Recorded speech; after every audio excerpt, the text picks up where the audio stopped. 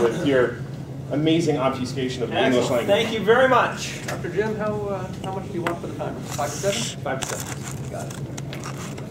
A quick question to everybody who's here today. Show of hands, who enjoys going to an amusement park and going on a roller coaster? All right, I see most hands up, but not all the hands. And why do you enjoy roller coasters, those of you who raise your hands? Is it thrilling? Does it seem a little bit dangerous, perhaps? But are you comforted by the thought that you know nothing bad can happen to you?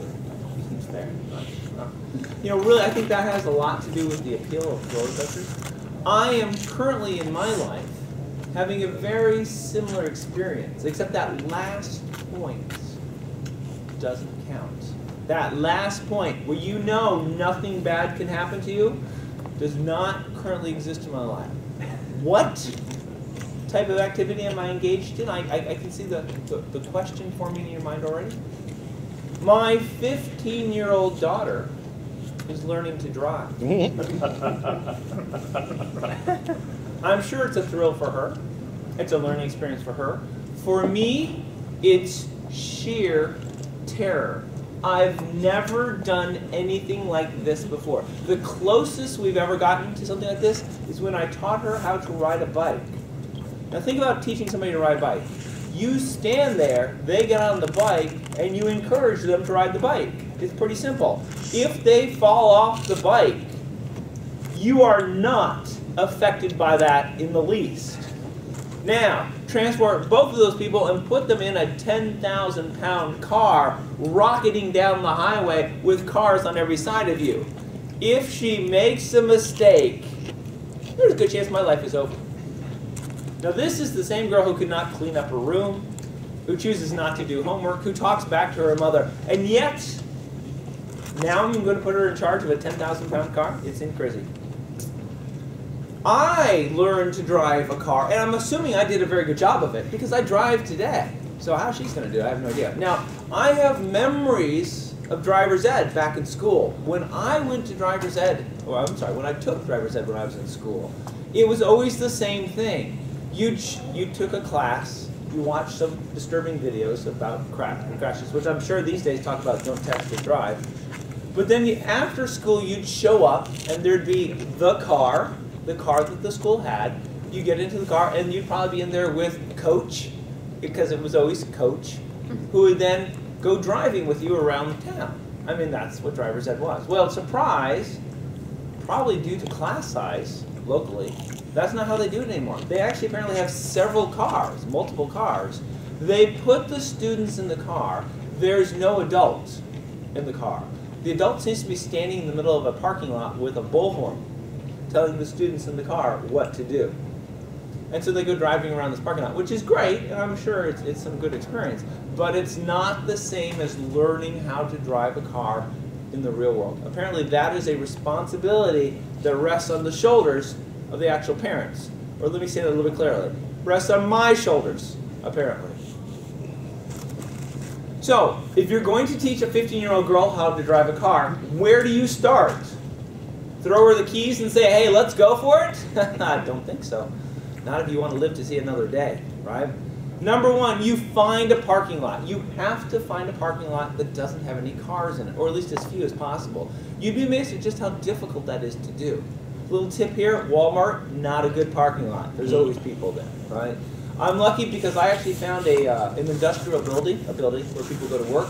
Turns out on Saturdays and Sundays, people aren't there. So the parking lot's actually pretty empty. So that's where we started our driving adventure. As a skilled and talented driver, there's nothing more boring than driving around in a parking lot with somebody who's learning how to drive a car. Circling constantly back and forth, teaching her that there's two pedals, one for gas, one for brake. And remember, when you're learning how to drive, you go really, really slowly because you don't want to make a mistake. And as an experienced driver, you're sitting there going, oh God, please, can't we just pick it up a little bit? Oh my goodness. Now what's interesting is, my daughter said, hey listen, in class, one of the challenges that we're going to have is I have to be able to back the car up, drive it backwards, in a straight line. Okay, how hard could that be? So I said, put it in reverse. Let's give it a shot. Well, it turns out it's very difficult if you don't know how to drive a car. That straight line has a woo, a little bit of a yaw to it. Then she said the other thing I have to be able to do is I have to be able to park in a parking spot. You know, two painted lines on the road. You know, just no other cars around. You just have to swing your car into it. Something that we all do probably multiple times every day. Well, it turns out it's apparently for a 15-year-old girl a very challenging thing to do. We get half in, we get half out, we go too far. Thank God there's no cars around us. So anyway, after having gone around in the parking lot 2 or 3 times, which is probably 2 or 3 hours of parking lot driving, I decided it was time for her to actually go out on the road. Okay, let's do this, okay? So I had her drive me home. I don't know who was more nervous, her or me. But we were both a little tense on that particular drive home. It went successfully. So now we're out and we're actually driving in public. And I apologize to everybody who is a driver. We are out there. And by the way, if we're out there, there's got to be a lot of other learning drivers. So, you know, I really should get one of those big student driver stickers. We don't have it. We are unmasked. There's a few things that turn out to be a little bit of a challenge for a new driver. Speed bumps. They don't see them. So you're zipping along. Hey, you know, we're coming up on a speed bump. How close to get to the car in front of you at a stoplight? And there's really only 2 ways to do it. A mile back? Okay, we're good. Or, oh my God, we're in his trunk. It's interesting. I love my daughter. She's reasonably bright, but somehow when she's driving, she forgets what side is the left, what side is the right. So I go, turn left! She's like, which way is that? It's that way, please. And I have a deep fear that she's going to have pedal confusion at some point in time. When I say brake, we'll go faster. Hasn't happened yet, but that's my greatest fear. So what's my goal with this? When you're teaching somebody to drive, what's your goal? It turns out the insurance industry tells us exactly what the goal is. Drivers or new drivers are most at risk during their first 1,000 hours of driving. So apparently, by my own calculation, I have 987 hours left to go to teach my daughter how to drive before she can drive safely. And the reason I do all this is because someday I'm going to be an old person, and I'm going to need to be driven places. Mr. Toastmaster, thank you very much. I thought that was very big of him to say that someday he would be an old person.